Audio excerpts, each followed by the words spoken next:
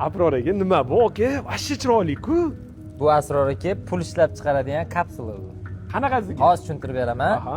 Bizni Ahmad Organik brendi ostida yangi biznes boshlaganmiz buni ham. Qo'ziqorin yetishtirib chiqaramiz. Bu Ahmad Organikda veshinka sorti, champinyon sorti ishlab chiqariladi. Bu kapsula varianti deyiladi veshinkani.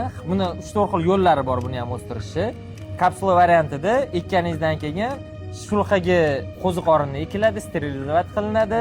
Sterilizatsiya qilinishi o'sha zararsiz bo'lmaydi o'shanda qo'ziqorin yesa bo'ladigan bo'ladi. Ha.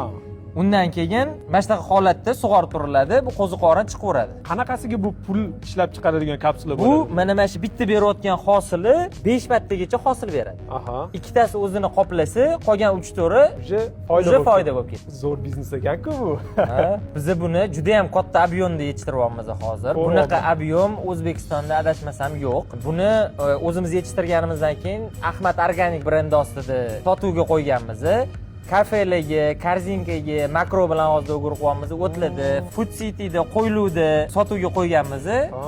Yoki mana shu Instagram Ahmad Organik profili orqali primoy aloqaga chiqib, o'rtakashlasasiz o'zimizdan sotib olishsa bo'ladi. Do'kon egalari, restoran egalari shu yerdan olib ketsa bo'lar ekan. Qo'ziqorin bo'yicha kimni sotib olish niyati bo'lsa, bemalol bizdan aloqaga chiqib. O'zbekiston bo'ylab. Butun O'zbekiston bo'ylab.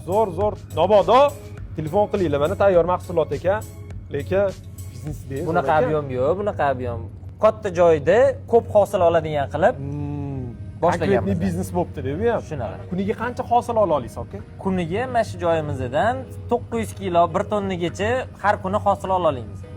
Juda katta ob'yomda bemalol yetkazib berish imkoniyati bor ekan. Ob'yomda qilamiz dedik, ob'yomda qilyapmiz.